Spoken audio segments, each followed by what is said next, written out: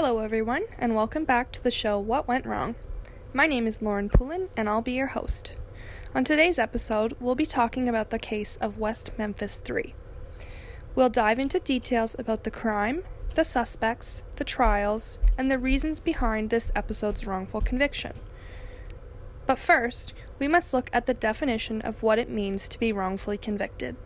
According to Duham's Law Dictionary, it is the conviction of a person accused of a crime which after subsequent investigation proves erroneous. This is significant because the criminal justice system is not perfect.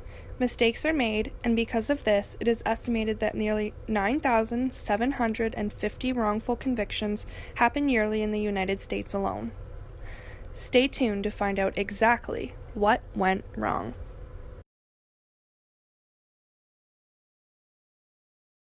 The crime. 3 8-year-old boys, Stephen Branch, Michael Moore, and Christopher Byers, were reported missing on May 5, 1993. The first report to the police was made by Byers' adoptive father, John Mark Byers, around 7 p.m. The boys were allegedly last seen together by 3 neighbors, who said they saw them playing together around 6:30 p.m. the evening they disappeared, and seeing Terry Hobbs, Stephen Branch's stepfather, calling them to come home. A more thorough police search for the children began around 8 a.m. on May 6, led by the Crittenden County Search and Rescue personnel. Despite a shoulder-to-shoulder search of Robin Hood Hills by a human chain, searchers found no sign of the missing boys. Around 1:45 p.m., juvenile parole officer Steve Jones spotted a boy's black shoe floating in a muddy creek that led to a major drainage canal in Robin Hood Hills. A subsequent search of the ditch revealed the bodies of the 3 boys. They had been stripped naked and were hog-tied with their own shoelaces, their right ankles tied to their right wrists behind their back, and the same with their left arms and legs. Police initially suspected the boys had been raped. However, later expert testimony disputed this finding despite trace amounts of sperm DNA found on a pair of pants recovered from the scene. The suspects. Damian Eccles, Jason Baldwin, and Jesse Miskelly were the prime suspects of this investigation. All 3 boys were outcasts that stood out in their community. They were antisocial and had different interests than the majority of West Memphis. The 3 boys wore black clothes, had long hair, and listened to heavy metal such as Metallica. Damian had a strong interest in Wiccan religion, and West Memphis mistook this as worshiping the devil. There was no evidence directly linking the boys to the crime other than the accusations caused by these stereotypes. The fact that West Memphis believed that the boys worshipped Satan caused moral panic. The public pressure on the police to convict grew exponentially. Everyone did everything they could to make sure these boys were put behind bars. Rumors had been circulating that the killings might have been the work of devil worshippers. Inspector Gitchell did nothing to squelch the rumors when he told reporters that his department was investigating the possibility that the murders were connected with cult activity. The West Memphis Police Department assigned the case number 93-05-5-666 to the murder file. Police questioned Eccles about the Robin Hood Hills murder 3 separate times between May 7th and May 10th, twice at the trailer park where he lived and once at the police station. Eccles told investigators he had never heard of the 3 boys and that the person who committed the murders was obviously sick. He said he spent the evening of May 5th at home with his mother, talking on the phone with 2 girlfriends in Memphis. In his notes of the police station interview, Lieutenant James Sudbury noted that Eccles likes to read books by Stephen King and has evil across his left knuckles. Eccles willingly took a polygraph test. In addition to Eccles, investigators focused their attention on Jason Baldwin, a friend of Damian's who also had evil inked across his left knuckles. Like Eccles, Baldwin denied any involvement in the killings, but detectives on the case increasingly thought otherwise. Investigations might have stalled were it not for the work of local waitress named Vicki Hutchinson. Hutchinson told police she suspected the killings were cult-related and that she was willing to play detective. She believed that her connection with a 17-year-old neighbor, Jesse Miskelly, who sometimes babysat her children and mowed her yard, might provide an opportunity for her to explore the secret life of Damian Eccles. Hutchinson told authorities that Miskelly, who was mildly mentally challenged, had told her about Eccles his friend who drank blood. With the blessings of the West Memphis Police Department, Hutchinson asked Miss Kelly to arrange an introduction to Damien, who she said she would like to go out with. Jessie agreed, and shortly thereafter brought Damien over to Hutchinson's house and made introductions. Convinced of the results and that they have their murderer, the police pick up Jessie Miss Kelly for questioning around 9 a.m. the next day. After hours of harsh questioning by Gitchell, Jessie begins to tell the officers what they want to hear, that he and Damien and Jason committed the murders. Jessie was later quoted saying, "They hollered at me until I got it right, so whatever he was telling me, I started telling him back. But I figured something was wrong, 'cause if I killed him, I'd known how I'd done it."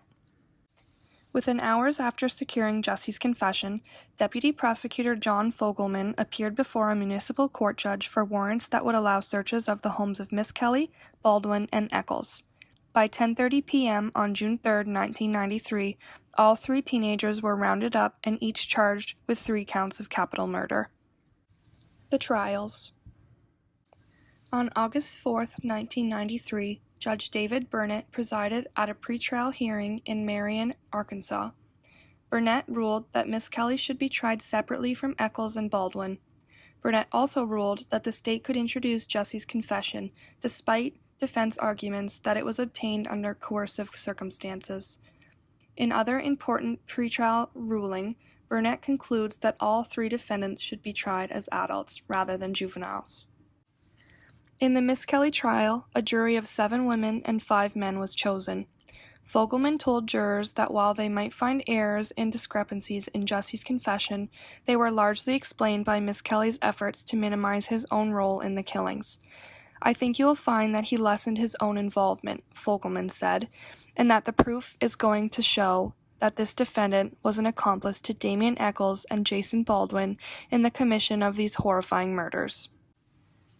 Dan Stidham, representing Jessie, said the prosecution of his client was the result of tremendous pressure for arrests in this case and the Damien Eccles tunnel vision of investigators that existed from day one. He argued that Jessie's so-called confession came when interrogators broke his will and scared him beyond all measure. With virtually no physical evidence connecting Jessie to the crime, Fogelman was left to call Lisa Sakevichus of the State Crime Lab, who testified that a green polyester fiber found on a Cub Scout cap of one of the boys was microscopically similar to fibers found on a shirt in Damien's house, and that a red rayon fiber found near the bodies was also microscopically similar to the fiber of a red bathrobe found in Jessie's home. Jessie Miss Kelly Jr. was sentenced to life imprisonment plus 2 20-year sentences. 2 weeks after the verdict in the Miss Kelly trial, jury selection began for the trial of Damien Eccles and Jason Baldwin. Only the day before the trial opened, Dan Stidham announced, "Mr. Miss Kelly made a decision last night that he is not going to testify against his co-defendants." Without Jessie's testimony, the state was left with a thin, circumstantial case. But it did have a helpful ruling from Judge Burnett denying a motion filed by Baldwin's attorneys asking that he be tried separately. Prosecutors hoped that the evidence tying Eccles to witchcraft, as well as some damaging statements by Damien, might lead a jury to a conclusion of guilt by association in Baldwin's case. The crowd in the courtroom gasped in shock when prosecution witness Michael Carson, a 16-year-old who shared jail time with Baldwin, testified that Jason admitted to him that he dismembered the kids and sucked the blood from the penis and scrotum and put the balls in his mouth. Carson told jurors he came forward with his story months after the alleged conversation with Jason because he saw on television how broken-hearted the parents of the missing boys were, and because, quote-unquote, "I have got a soft heart, I couldn't take it." Detective Mike Allen pointed to a spot on a map of the area around the trailer park where Baldwin and Eccles lived to indicate where in a lake divers found a serrated knife that the state now implied was the likely weapon of mutilation wielded by Damien on May 5, 1993. The prosecution wrapped up its case with the testimony of 2 girls who claimed to have overheard Damien confess to the murders while attending a softball game. The defense moved to present evidence about the quality of the police investigation. Gary Gitchell admitted that although West Memphis owned both a video camera and audio recorders, they hadn't bothered to tape any of their several interviews with Damien Eccles. The following afternoon, jurors returned to the courtroom with their verdict. Both defendants were guilty of capital murder in the deaths of all three boys. The jurors decided to sentence Jason to life in prison without opportunity for parole. Damien, the jurors concluded, should die by lethal injection. There are multiple factors that led to the wrongful conviction of West Memphis Three. These factors include, but are not limited to, falsified forensic evidence, judicial malpractice, police bullying and intimidation of witnesses, media bias or prejudice in reporting, eyewitness testimony, the use of jailhouse informants, the financial status of the accused, confessions obtained in the absence of a lawyer, community pressure for conviction, the age of the victims, possession of a criminal record, and an unpopular defendant. There are four principal causes that led to this wrongful conviction in the case of West Memphis Three. These are unpopular defendant, the community pressure for a conviction, confessions obtained in the absence of a lawyer, and the use of jailhouse informants. These will now be analyzed. First, we will start with an unpopular defendant. Even before evidence is led at trial, members of the public, police, Crown, and jury came to see the accused in a negative light.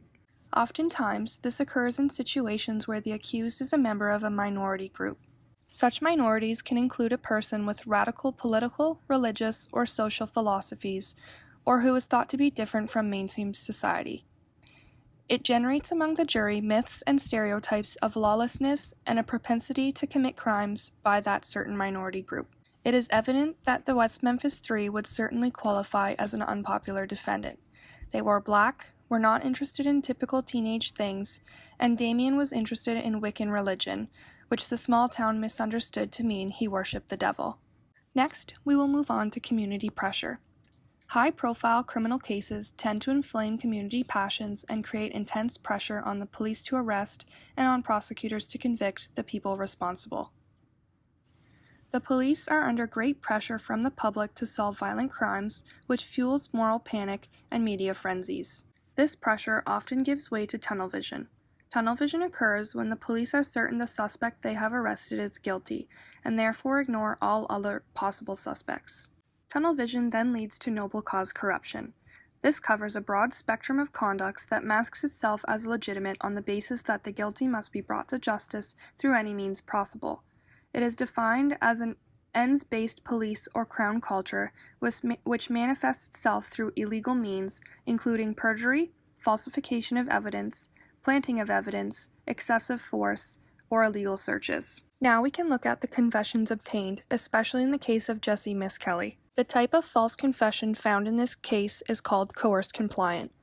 It is often caused from psychological, physical, or environmental pressures by police, and usually these confessions result from trying to achieve an immediate goal such as ending the interrogation, going home, or avoiding severe punishment. It is very common for retractions to be made after leaving the interrogation. This is exactly what happened with Miskelly. He was borderline mentally challenged with an IQ of 72, yet police persisted with his lengthy interrogation. The few recorded pieces of the interrogation showed police using leading questions to try to tell him what had happened, something that interrogators are trained not to do because it contaminates a confession. Miskelly had promptly recanted his confession, but it was unfortunately used to arrest and convict him. And finally, jailhouse informants. They are the most dangerous of all witness types. They may claim to have heard admissions from the accused in exchange for lesser sentences or monetary values. In this instance, Michael Carson, the 16-year-old who shared jail time with Baldwin, falsely testified that Jason admitted to him that he dismembered the kids. This travesty of justice was finally corrected after 18 years. After far too long, the State Supreme Court of Arkansas ordered new evidentiary hearings for the case in November 2010 based on DNA evidence that was unavailable during the first trial. On August 19, 2011, Eccles, Baldwin, and Miskelly were released from prison as part of an Alford plea deal, a rare legal mechanism in which no contest pleas are entered, but innocence is nevertheless maintained. This plea allowed freedom for the three while allowing the authorities to avoid admitting that they wrongfully convicted 3 men. Thanks for tuning in. That's it for this week's episode.